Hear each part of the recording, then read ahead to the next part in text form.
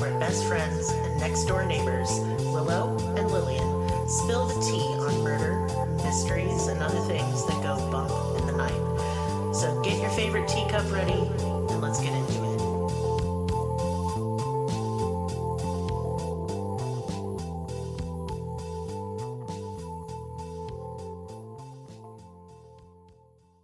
Welcome to Cruelty Podcast. This is Lillian, and with me is Merris. Hello. It's Merris Monday. Yeah. And I got a weird one for you. Oh, good. Yeah. I mean, a lot of people have a lot of opinions about this particular case. And it's true crime adjacent, I guess. But it's more mystery. Mystery. I like a mystery. Yeah. Can we do it all in funny voices? No. Oh. That'd be like real annoying, real fast. I think I'd like it. I'd have a good time. We'd have a good time, but I'm not sure the listeners would have a good time. It's not about them. It is. It is entirely for them and about them. Yeah. Oh. Yeah. That shows you. So I have a small announcement to make. Next Are you Monday, pregnant? My God, shut up. No. So next Monday, you're going to get double Merris, y'all. Whoa. Yeah. You're getting Merris at both ends. I was thinking of very naughty things. Wow. Wow. It's all that pornography I make you write with me. Wow. But, yeah, Merris' new podcast, Reality with Merris. Oh, we're announcing that. I didn't even know we were announcing this. I know, because if I told you, you'd make a weird face and you'd say stuff I didn't want to hear. So Yeah. I'm announcing it. Now the pressure's on. Whoa. Yeah, so anyway, it's a podcast dedicated to reality TV that Merris watches. I don't have a lot of good hobbies. Yeah, and I watch them because, you know, They're good. he makes me. I remember. Okay, so y'all, when we first started living together, Merris made me watch Honey Boo Boo, and I was like, "What is going on? So Why good. is this happening?" I had never watched reality TV before, Yeah. and I'm surprised I watch any now. So we're gonna watch The Sister Wife. That show is really good, actually. I've watched every fucking season of this fucking show. How long has it been on? Like Almost 20 years? It's 18, yeah. Oh, God. Yeah. And you made me watch it from the beginning. The wee you were ones so have excited. become very big. Yeah, they're Yeah. really good. Yeah. So if you want to hear Merris just be terrible and funny, then you're going to want to tune into this podcast. Yeah. I don't have a link for it yet. Obviously, episode 1 isn't up, but you can check on our Facebook, Cruelty's Facebook, and our Instagram and stuff. We'll have all the links. Yeah. So you can bookmark it and shit. So back to the show. Yeah, this is the mystery of Stephen Kubacki. Who? Stephen Kubacki. I don't know who that is. Well, you're gonna. So Stephen Kubacki grew up in Deerfield, Massachusetts. He had a brother, John Jr., and lived with his parents, Irene and John. Come on, Irene. Don't with that song. I did. Of all the Dixie's Midnight Riders? Or I don't know. Something like that. It's the Come on, Irene song that gets everybody turned up. You know, it gets white people turned up. I'm very white. That's true. Do you get turned up for that song? I'm already turned up because I'm very white and glowing. Oh my God. Yeah. Anyway, so it was like Steve is an awkward child. He's very. Me too. I wonder about the tism, but I don't like diagnosing with. You that's can't. not nice, Yes, and then no. people yell at me. Yeah. But he was very bright and kind of socially awkward, and it was at odds with his blue collar parents, right? Okay. Because he was destined for greater things. Stephen was. No, he weren't. Well, he was. Oh. Yeah.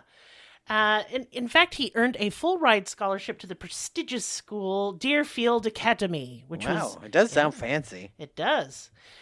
Though definitely more of an intellectual, Stephen also loved the outdoors. In Deerfield, he participated in lots of school sports like cross-country skiing and mountain Cross-country climbing. skiing? Did I say it stupid? Yes, I loved it. All right, fuck you. Cross-country skiing. Look, I do a lot of talking. Yeah, no, I'm just mean. You are. And mountain climbing. None of those sound like fun hobbies to me. I've been cross-country skiing. It is not fun. It is Sounds laborious. Sounds like it's going to hurt my glutes. Oh, it hurts everything, and you're also cold. Well, I don't like pain, and I don't like cold. Yeah. So I think I'm going to do esports. Mm-hmm. I'm going to play video games. Everybody can kiss my ass. My considerable ass. After graduating with honors, Stephen went to Hope College in Holland, Michigan. See, yep, that's where we have all the snow, where you cross-country ski, or... Oh, it's just a chore. Stephen majored in history with an emphasis on the German language. Jawohl. Yeah, right. Professors there said that Stephen was very bright, but very intense. Sounds annoying. He was very active in school, and in class he would talk a lot. And it reminds me of myself in my youth. Just a uppity know-it-all. Yeah. Uppity know-it-all. Too loud and talking too much, and nobody liked it. And I wondered why I didn't have overachiever. Fun. Yeah, but for no reason. I just liked being right and good at stuff. Right. And that has not faded. I still enjoy being right and good at stuff. But I know to keep it to myself because literally no one on earth likes any of that. Oh, well, you got a podcast out of it. Sure. But I'm talking about in person. Yeah. Having friends. It's hard. It's hard to have person friends. Number one, I'm a judgmental twunt. I'm very judgy, and I don't like dumb, and I want people to be good at stuff too. I'm not getting into it. I'm a mess. Stephen chose to get a place to live off campus because his peers did not like him. Yeah. He was really into Dungeons and Dragons, too. What a fucking nerd. Oh, and then I've got a whole paragraph about nerds. Oh, boy. Here we go. It set him apart from his peers, and so, when interviewed later, they were like, I don't know, he's a creepy weirdo. Basically, he was a super nerd, and people thought it made him weird and awkward. And one of his favorite pastimes was to go cross-country skiing around the frozen shores of Lake Michigan. Oh, boy. Hooray. I mean, he's just a nerd. And it's nice. It's very scenic. It's very... He liked that. He liked the isolation. But it's just so cold. But here's my thing about nerds, y'all. Because you may think I'm shitting on nerds and I'll push them in the locker. I mean, I will. Yeah. Metaphorically or something. But the fact is that nerd culture is a thing now where it's okay to be a nerd. It's even fun and quirky and cute. Right. But back in the late 70s, 80s, and even 90s. Not cool. Not fucking cool. Creepy, weird. You're basically with the booger eating kids. Yeah. So when you liked weird stuff, you kept that shit to yourself. Yeah. Because I loved Dungeons and Dragons. I didn't play it, but I loved the guidebooks with all the art in it and stuff. The art was cool. And elves, which I like, as you all know. And so I would sit there and read that, but God forbid you let anyone see that. Oh, yeah. Oh, you hide that nerd shit away. Mm-hmm. I remember once I was in the cafeteria and I was drawing a fairy because I like drawing fairies. And this is before Amy Brown made it cool. Right. And some guy just dumped chocolate milk on my drawing. It was like, what a nerd. Dick. What a freak. Yeah. And I was like, why? It was just a wholesome little fairy. It was like a fairy on a mushroom. But that's how it was. You didn't bring your Magic the Gathering cards to school. No. But Stephen did that, and then everybody was like, ew, what a creepo dweebo. Right. Yeah. Another thing he really loved to do is walk on frozen lakes. That is so dangerous. Uh-huh. The most dangerous. It just sounds scary. It certainly is. And I know, this was Lake Michigan he's walking I know all about it. I've been there a million times. You never walked on the lake, I'm assuming. Oh, no. That's dumb because there's rules and stuff. I think you have to wait for it to be 4 inches thick before it's safe. Yeah, he would do that. And you're supposed to test it and everything. But the rule is just don't fucking do that. That's your rule? Yeah. Yeah, I agree with you on that. Because no one can help you if you fall in. No one. No, you're done. You are going to freeze, and it's the end of you.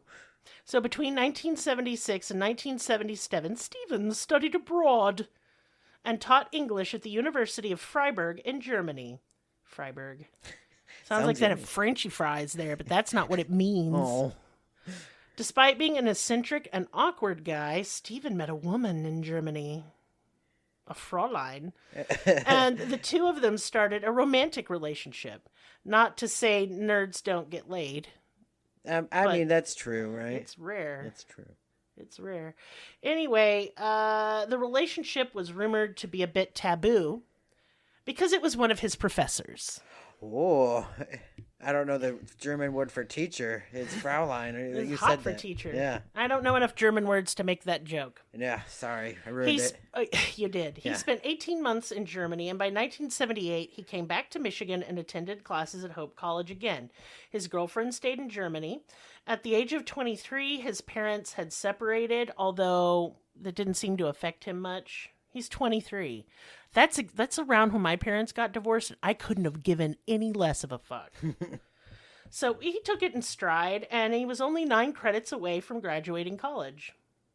Stephen had taken up writing, of course he did, and had a job waiting for him at the Holland Sentinel newspaper when he graduated. All in all, things seemed to be going really well for Stephen. Yeah, good job. But all that was about to unravel in the most baffling way. What happened? On February 18th, 1978, it just seemed to be shaping up to be a normal day. A month prior, Holland, Michigan was hit by a severe and terrible blizzard called the Blizzard of 78. Oh, yeah. That's near where I lived. Yeah, it was real bad. Yeah.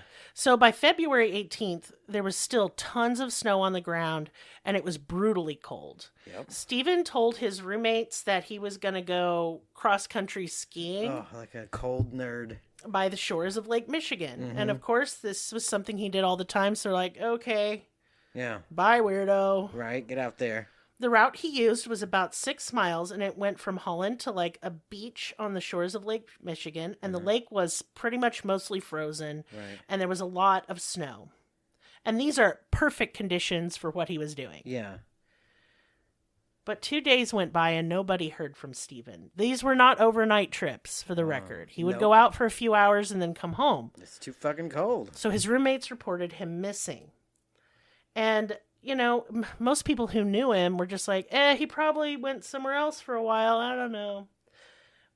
But the alarm would get raised when 2 people out on snowmobiles in the same area that Stephen went skiing found a backpack with 2 skis neatly placed under it and the ski poles jammed into the ground on either side of the backpack on the shores of Lake Michigan. That is suspicious. These things looked carefully and deliberately placed, and the items belonged to Stephen Kubacki. There was a set of tracks, like footprints, and they went out onto the ice, about 200 yards, excuse me. I do not know how much 200 yards How is. many bananas? Can you break that down? I'd have to Google it, and I'm not going to do that. I should have done it ahead of time. There Right. is like a banana for scale Right. website, and it would tell us how many bananas. Because that, as an American, is the only thing I Hold really on. understand. Let me picture a yardstick in my mind. I've done it. Uh-huh. It's about 5 bananas, so it'd be like... Wow, you got big bananas. I beg your pardon? So basically, it's like 200 times 5. It's like 1,000 bananas. Okay. So 1,000 bananas out to the lake. Right, yeah. And his tracks vanished. There were no Aliens, return There's tracks. no other explanation. Oh, listen, we'll get into that Uh-huh. here in a minute. He disappeared into thin air. The people who discovered Stephen's things called police, who figured out that it was Stephen's things. And one of his roommates... Good job, Gumshoe. Well, I mean, they didn't know when the people turned it in. Yeah. And one of the roommates had reported him missing, so they're like, uh-oh, this isn't good. No. And so they immediately contacted his family, and the search for him was underway. The way the tracks just stopped made police and searchers think that it was highly likely Stephen had simply fallen through the ice and drowned. When they posited this theory, it seemed like it took the wind out of the sails of the search. Like, they're like, well, that's what happened. He's in the lake. That's where he is. Yeah, Stephen's parents immediately flew to Michigan, and they didn't believe their son was dead or that he'd fallen through the ice. Well, they weren't even close to being there. No, Stephen's father told the press that his son was an expert outdoorsman, and that just wouldn't have happened. Furthermore, John Jr., Stephen's brother, also commented how unusual it was for him to leave his backpack for any reason, because it had all of his survival gear in it. That is literally the first time that was mentioned. Like, it's kind of weird that it was just neatly set there. The brother thought it was weird. Yeah, but no one else said anything. Yeah, the police were just like, he just fell in. But if he fell in, wouldn't his shit be all strewn about There would instead be of... like broken pieces of the ice. Yeah. Well, detective. in the temperatures at the time, if the ice had given way, it's entirely possible it could have frozen over in those 2 days and it wouldn't have been immediately discernible. I did look into that. I feel like it would at least be of a different thickness. Like you could see that had to be. There would be a difference. Well, the police are lazy. We know that. And they were just like, I don't know. I'm a great ice detective. We're the great ice detective now? Yeah. Damn, you got a lot of titles. I know. I didn't even know about. But inside the backpack were like survival items like food, extra clothes, like dry socks, and of course a compass. Mm-hmm. And he just never took his backpack off when he was out. Right. Never. That's where all of his D&D shit is. Indeed. Because that's what an expert outdoorsman would do. Yeah. It's just not something he would have stacked neatly and left behind. Right. 3 miles in every direction were searched by helicopter and on foot and with tracking dogs, and they couldn't find a scent. Still no trace of Stephen could be found, and on February 22nd, authorities called off the search. And that's literally like, he went missing on the 18th. It was the 20th when the search started. They only looked for 2 days. They really did not care. Well, they thought if he's out here, he's dead anyway because of the elements. That is so mean and shitty. I agree. And so the parents were just gutted. They were devastated. So they begged the governor of Michigan, please. Like, can you please give a fuck? Yeah, and he extended it by 3 more days. Thanks for your fucks.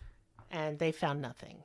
And so they decided they wouldn't search anymore until all the snow had melted in the spring. That's so shitty. But so anyway. they could recover his corpse, yeah, obviously. Okay. Thanks, okay. The new search in the spring also turned up nothing of note. Investigators sent Stephen's dental records to Chicago in case he'd somehow ended up there and became a victim of notorious serial killer John Wayne Gacy.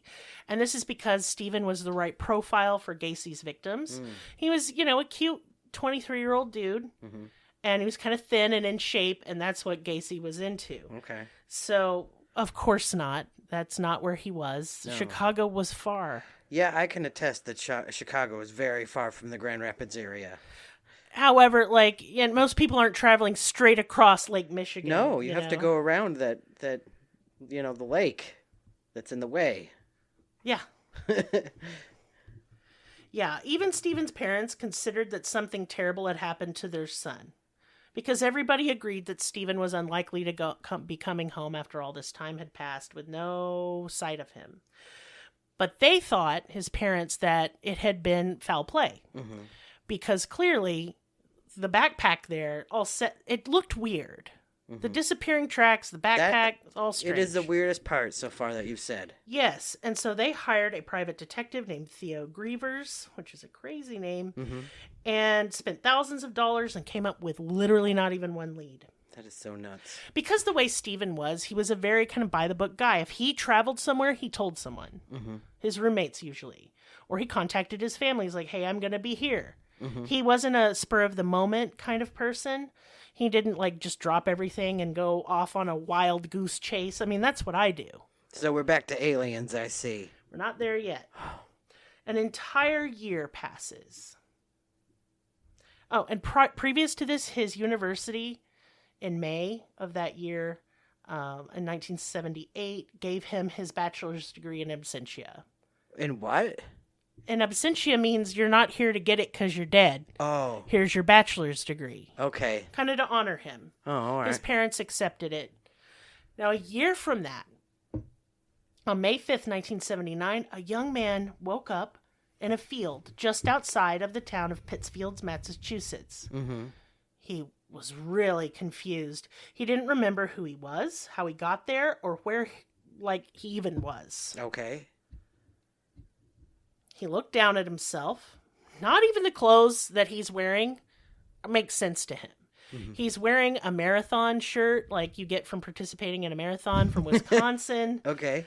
Near where he had been laying, he found a backpack containing new clothes, maps for many different locations, including San Francisco, and eyeglasses. And the young man figured, well, these must be my things, but he had no memory of getting them. Yeah.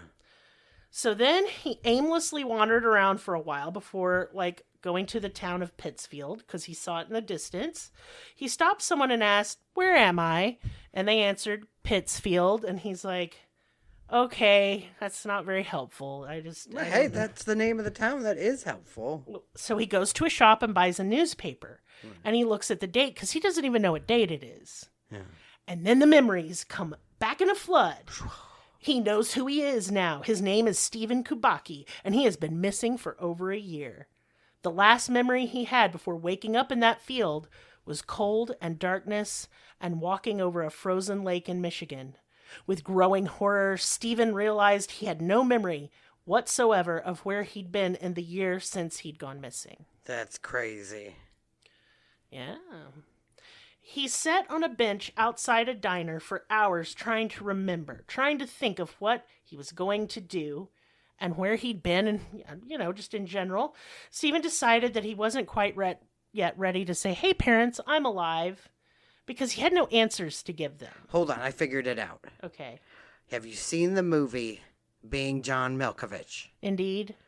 Did he go through a tiny door? Well, we'll get to that. Dang. It's not that movie, though. But yeah, anyway, he knew they'd be devastated, confused, and upset, and so he knew he had an aunt that lived around that area, so he decided he would go there. She lived about 20 miles away. He started out by walking and then eventually hitchhiking to the town of Great Barrington, where his Aunt June lived. He got a ride and was dropped off in downtown Great Barrington, and he spent most of the evening just kind of wandering around and still pretty scared how his aunt was going to take the news that he wasn't dead. Mm-hmm. He assumed his whole family would believe he was dead, and he was right about that. I mean, that's a pretty cool thing to have to happen to you, that you're like, hey, family, I'm not dead, Like, that's a movie. I know it's been on many TV shows, this case. Yeah. Finally, exhausted, he walked to his aunt's house and knocked on the door. However, she wasn't home. She was actually right next door. And she sees a man walk up to her house and knock on the door, and she realized it was her nephew. Yeah. And so, of course, she's just like, oh, my God. And she runs out there. You're alive. Yeah. Yeah. He was like, I've been on heroin. God, Merris, I've been in a K-hole for a year. No, instead, she called his parents, and said, hey, he's alive. And then he even got on the phone at the end of the conversation. And somehow, immediately, there's a media circus. That's cool. Yeah. No, I would be freaked out. When he reunites with his father, there are cameras everywhere. Everywhere. Everyone wanted to know how it was possible that a young man woke up a year after he went missing, over 700 miles from where he was last supposed to be, with no memory of the time he was gone. Stephen's mother didn't care about the reasons, the whys. She was just over the moon to have her son back home. Stephen's father told the press he didn't know why this happened, but he wasn't pressing his son too hard for answers, not so soon after just getting him back. Speculations abounded. Some people said that he had amnesia. Some said it was from stress from school and maybe depression or some problem Stephen tried to avoid. Many psychologists were doubtful that such selective memory loss was possible. But spoiler alert, it is. Well, did he fall in? He doesn't know. Huh. He claims to know now, but we'll get to that. But at the time, he didn't know.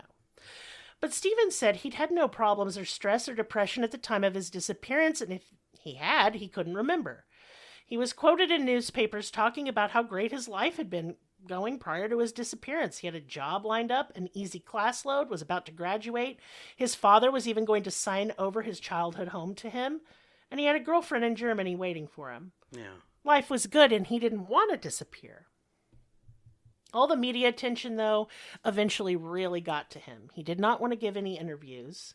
He didn't want to talk about it anymore.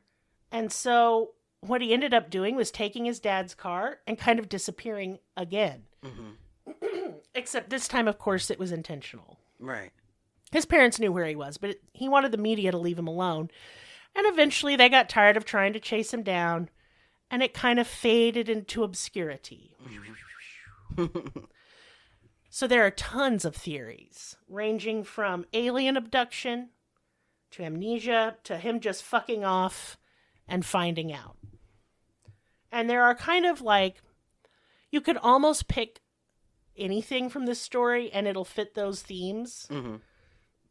So I want to say it was about 30 to 40 years after this whole entire debacle, the guy who gave Stephen the ride into Pittsfield to his aunt's house in Great Barrington said that Stephen never mentioned any amnesia. He said that Stephen told him his name was Nathan. Stephen also told him he'd hitched all the way to San Francisco and had flown back to Boston, then to Pittsfield.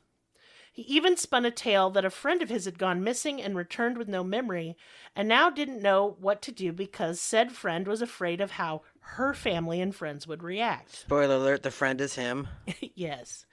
Stephen told this guy he'd gone to San Francisco because he'd read about like some Eastern religion cult there, and he kind of wanted to go learn about it. Not join it. He wanted to like observe it, almost like a reporter, because remember, he's got a job at a newspaper. He wants to join a cult. No. Okay. Stephen said that he thought he may have done a lot of running because he was wearing running shoes. He had that marathon shirt on. However, he wasn't on the list of participants, but he could have given a fake name. Yeah. So, Merris, what do you think? Is he Forrest Gump? I always wondered if he maybe inspired that bit of Forrest Gump. Yeah. I don't know. I don't know. This is weird. It's really strange. He didn't go through a tiny door. Did he go through a tiny door? Not quite. So he hints... We'll get to that part. Okay. So, tiny door aside, keep going with what you think could have happened. God, I don't fucking know. Other than, like, I don't see him being the type of guy or the desire to, like, quit life and start anew, you know? No, he was a very orderly person, liked his Right. routine. Some brain worms? Does he have brain worms? Oh. This isn't Baldur's Gate 3. There's no brain worms. God. There's two guys. He's a different guy. It's the evil Steve. No. Yeah. So there are many, many stories of temporary amnesia. Sometimes from head injury, but sometimes for no discernible reason. Brain damage. Here are some famous examples. Writer Agatha Christie captivated readers with her novels about detectives and shit. Yeah, she was a big deal in the 1920s. Yeah, I've but heard of her. Christie became the subject of a real-life mystery in 1926 when she disappeared for 11 days and then was discovered 200 miles from where her abandoned car had been found. She claimed she had no memory of where she had been and what had happened during that 11-day period. After she was located and identified by her then-husband, Archibald, he said in a newspaper interview, quote, "She has suffered from the most complete loss of memory, and I do not think she knows who she is. She does not know me, and she does not know where she is. I am hoping that the rest and quiet will restore her." I just feel like they're just like being dramatic. Do you think did that happen to her for real? No, she really got her Yeah. She really couldn't remember shit. Many people have speculated she made up the whole thing and she just hated her husband. They sound really dramatic. But this one happened in March of 2015. Actor Harrison Ford sustained some serious injuries that hospitalized him for nearly a month. He had gaps in his memory and he couldn't recall details of the accident. So the Steven fellow, he just got brain damage, maybe? It's possible he could have slipped and fallen on the ice and knocked his head. But I don't think so. I don't think it's from a head injury, and we'll get into what I think it is towards the end. I hope it's Bigfoot. In 1985, a case of herpes encephalitis, and that's something that infects your brain. It is brain worms. See, I was not wrong. Left 47-year-old conductor and musician Clive Waring unable to remember anything before that year. He was also incapable of forming new memories, with a memory span lasting only a few seconds. It's documented in the 1986 film Prisoner of Consciousness. He was able to continue with his musical career because for some reason, that part of his brain wasn't affected at all. That's not where the brainworms were. An unlucky bathroom accident robbed, and this is not about poop, robbed Scott Bolzan, a former National Football League athlete, of 46 years of his memory. He hit the back of his head. He remembered nothing of his wife and children, of his time in the NFL, or his career in aviation. Nothing. It later showed that there was no blood flowing to the right temporal lobe of his brain, which is associated with memory. And that is where my head injury was for my car accident. Oh, dang. By the way. His retrograde amnesia, which erases memories prior to it, like the event that caused the memory loss, it's one of the most severe cases on record. That sucks for that dude. Here's a really weird one. At the age of 32, single mother Naomi Jacobs woke up one morning in 2008 and she forgot 2 decades. All the details of her life since 1992. She believed herself to be 15 years old. Her own home was completely weird and strange to her. She didn't recognize her 10-year-old son, though she could still recall phone numbers and could drive a car. Okay. She had kept meticulous diaries over the years, and she used them to piece together the details of her life, which included accounts of drug use, psychotic episodes, and abusive relationships. Well, should she be driving after a head injury like that? She didn't have a head injury. Oh, okay. Nope. Well, I mean, with the, Her memory came back. Okay. It was restored very slowly. Now, there's another thing that can happen to you called a dissociative fugue. Mm-hmm. So there was a case of a woman, and I tried to find this case, and I couldn't find it because I can't remember her name. But anyway, she went missing, and she was missing for, I think several years. She left her apartment. She was seen on CCTV buying some stuff at a Dollar General. Then, boom, she is gone. She was later found in a hospital. Yeah.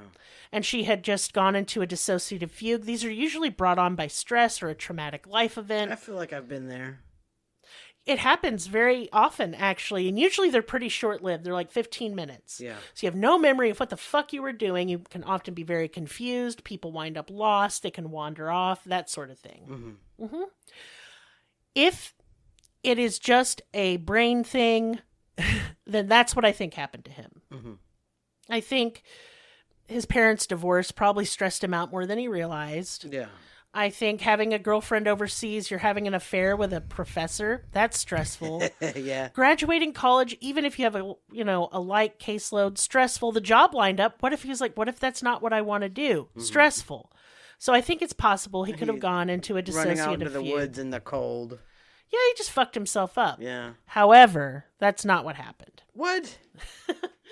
Well, not according to him. Okay. So him and a childhood friend co-wrote a book about his disappearance, which I'd link, but they haven't found a publisher for yet. Okay. And this was they've just announced this this year. Okay. Because he has given no interviews in many, many years, Wow. 40 years. This is breaking missing guy news. Yes, he's a psychologist. He lives in Seattle. He used to run a dating advice website, weirdly. Who And is Steve, this man? you're too much of a nerd, baby. Okay. What do you do? Baby, what is you doing? Well, he's like a dating relationship expert. Yeah. He wrote a book. Oh my God. Okay, I don't know how to even explain this fucking book, which I tried to read, by the way. I'm not smart enough. Or it's too dumb. I don't know which one to pick. But it's basically theoretical quantum physics. And it's a lot of Bigfoot stuff is in there. Get out of town. I can't get out of town. Ugh. It's late and I'm tired. Right? What does this mean? What does it mean? Yeah. I don't know. Okay, so give me the spoilers. What's going on? Well, he's made okay, so he's done a bunch of interviews now because he's trying to sell a book. And I'm good on you. Get your bread however you can in this capitalist You got hellscape. to, or you're gonna die. Yeah, and maybe he wants to retire and he wants to get a little side hustle going. I get you, Steven. I understand. But it's really using a lot of weird quantum time travel-y Bigfoot implications. I think he's trying to say interdimensional Bigfoot kidnapped him or Go something. on. Yeah. I don't know. The book's not out yet, and he'll only kind of hint at it in interviews. So are you telling me he was kidnapped by Bigfoot? Well, I don't know. Bigfoot has kidnapped people. Remember all them stories about ladies who get kidnapped by Bigfoot? I do love him, but I don't know what to think of And it. then they have sensual lovemaking with Bigfoot. I would rather Bigfoot throw me off a cliff. I just can't imagine the muskiness, and it's not a. I don't want to fuck a big hairy man. I don't ever want to see Bigfoot's dick. I'd be so upset. No. Well, we got to read it. We got to read this book of. Well, I'm absolutely gonna read it. This I will Missing link you 411. guys. Yes, Missing 411 has covered this case. What? Did you look into it? Like, what did he say? Like, the missing phone? David Paulides never says anything. He's just fucking cock tease. He acts like he knows the secret. Mm-hmm. And he's got his stupid pedo cop mustache that I want to yank off his face. I'm sorry. I think he's a grifter. Yeah. But he's just like, what happened to him? His footsteps just disappeared. He's kind of implying he like went through a portal. Yeah. Bigfoot's butthole. Ugh. That's rank. I don't like that. I don't like that. I don't like it. You're canceled. I'm canceling you. That's personally. fine. You can cancel us. That's fine. No, you. I am canceling you. Oh, yeah. I remain uncanceled. Oh. Fuck. I don't know. I think with all this coming to light, a lot of people believe he's full of shit. I'm inclined to believe that as well. Even though here on Merris Monday, we do like to believe everything. I want to believe poster, yeah. Yeah, I'm gonna believe. I'm changing I'm just gonna believe everything. Right. Why not? He was kidnapped by Bigfoot. Sure. Went through a Bigfoot butthole portal, like you do. Well, they took him to the Bigfoot land. Yeah. And he had a Bigfoot family there. Awesome. Even though his foots were small, they accepted him. Oh, as a small feet tribe. Christ. But what do y'all think? Do you think he just made it up? Probably. Do you think that he was kidnapped by aliens or Bigfoot? Do you think he went through some kind of weird wormhole, porthole thing? I hope he did. I don't know. I want to believe that that's what happened. And to be fair, he didn't talk about it all this time. Mm-hmm. He was traumatized. I don't know the reason for right now. He's just kind of like, maybe he's got his memories back or something, I think was the gist, like the implication. I feel like there's been an anime like this. I don't fucking know. I don't watch anime. I don't either, but I like feel the like art. This is one. I like the art, but the plots really confuse me. I can't follow them. Yeah.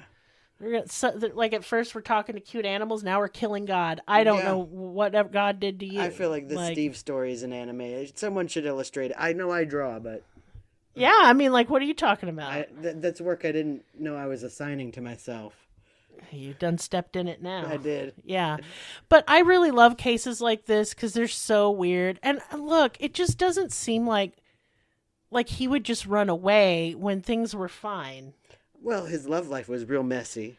It was messy, but it wasn't like run away messy. She was in Germany. It's not like she was going to come get him. Right. Like, he was safe. For now. Oh, come on. We have nothing against the Germans. No. In fact, I'm of German ancestry. I'm Polish. I have a lot to worry about. From me, I'll invade you real fast, sir. That sounds hot. I'm making it that way. Uh-oh, that's a role play we shouldn't do. That's fucked up. It's cursed. Now we're canceled. I'm canceled. We are now canceled. I cancel myself. Pennsylvania. That's where we live. Yeah. So, it's not canceled. Business time. That's right. Business time. Yeah. I am not taking tarot reading appointments at this time. I have several that I need to catch up on. I've been really extra busy. This time of year until basically February, end of February, I am stupid busy making stuff because it's the time of year people buy crap to give to other people. So on that note, if you would like to buy stuff I make to give to other people, I'm doing 40% off all my fall soaps. Dang. I don't have many left. They're almost sold out. All shipments go out about once a week because we have to drive far away to the post office. Mm-hmm. It is far. Yeah. Because we live in the damn woods. Yeah. Speaking of the damn woods. Whoa, what is it? The other night, we do laundry at a laundromat because we suck. Uh-huh. And I drop Merris off. He does the laundry, and then I pick him up. Because I ain't waiting there the whole time. I got things to do. And as I'm leaving to go pick him up, what is at the end of our driveway? It's an actual lion. A mountain lion. Yeah. Y'all. It was real mad. My life flashed before my eyes. Yeah. It looked pissed. And I was like, his ears were back. And Merris has called me a snack before, and I think I was a snack to the mountain lion in a different way. It probably knew I can't run We fast. have a lion problem. There's just so many of them. Go away. But anyway, I escaped by making crazy monster noises, flapping my arms and running towards it because I was going to get in my car. You know? And it turned out okay, obviously. I'm still alive, but it was jarring. But that's the kind of woods we live in. I'm telling you, there's creatures outside. There's monsters. They're just straight up monsters. They're cool looking. Yeah. but not that way. Yeah. I was like, this is not, I want to see them on the internet, not in my yard. Right. Because we have sweet baby deer that sleep in the yard. We do, yeah. And I don't want them eaten by our new neighbors. Yeah. So I learned that mountain lions change their territory every 16 months to follow their food. We're currently in a mountain lion path. Yeah, there were 5 of them under our deck, y'all. And they Yeah. were fucking. Yeah, making baby more kitties. of them. Yeah. Yeah. And making crazy noises. It was, you ever heard cat sex? It's crazy. Now amplify it huge because it's a giant lion. You're gonna thing. scare all of our listeners with your lion talk. I'm not trying to scare nobody. Anyway, all my soap and crap is on sale, so go buy it. Mm-hmm. The whole site. Soap is the code, all caps. If you're like, but I don't know what shop you're talking about, Lillian. Mm-hmm. Well, my website is in the link tree. Yes. So don't be scared. Get in there. Get in there. It's where all the links we There have are are no kept. lions in there. You can read Merris's books. They're free. They're free because I don't care. Go read them. Yeah. He writes them so people can enjoy a nice story. Yeah. And if you have read Merris's stuff or you've enjoyed our stuff and you want to send us a little love, our coffee link, Ko-fi, whatever you We call don't it, know. it's in there too, and you can send us a little love that way. Or all my payment information is there as Yeah. well. And hey. Listen, y'all's support has really saved our bacon like 8,000 times. So Yeah. I really appreciate it. But if all you can do to support this podcast is listen, know that I appreciate it greatly and do not feel pressured to buy anything. It's not what this is about. Mm-hmm. Also, do you own a small business? Do you make stuff with your little sweet baby angel hands? In that case, you need to get in touch with me. I'm starting something really cool this year. I'm going to start the Cruelty Creatives Collective. Yeah. It's a lot Yeah. of C's. Good. It's alliteration. Yeah. And basically what that is we're all going to support each other in a little group. We can give each other tips and hints on how to market yourself. We can use this podcast as a platform to sell your stuff. So please get in touch with me. Let's do this thing. Let's do it. It doesn't cost anything, by the way. It's I just want to talk to other people who make stuff. Right. Yeah. Also, we have a Patreon where we have additional episodes and all sorts of fun stuff. It's also where we keep any and all case photos, and there's some really good ones with this. So I'll be putting that up on a public post. You don't have to be a patron to see the photos. But if you want to be a patron, there's many benefits, and you can go read all about it on our Patreon. But other than that, I think unless you have business, Merris. I fucking don't. No. Well, you're not a businessman? No, I have no business at all. No. All right, then we'll see you next time. Bye.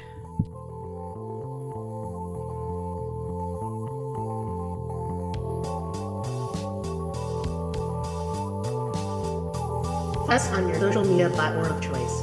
Linktree/Cruelty has all of the links. Check out our Patreon for exclusive episodes, merch, ad-free episodes, live ghost hunts, and much more. Please be sure to subscribe. New episodes are uploaded weekly. Thank you so much. See you next time. Music and production by Libby.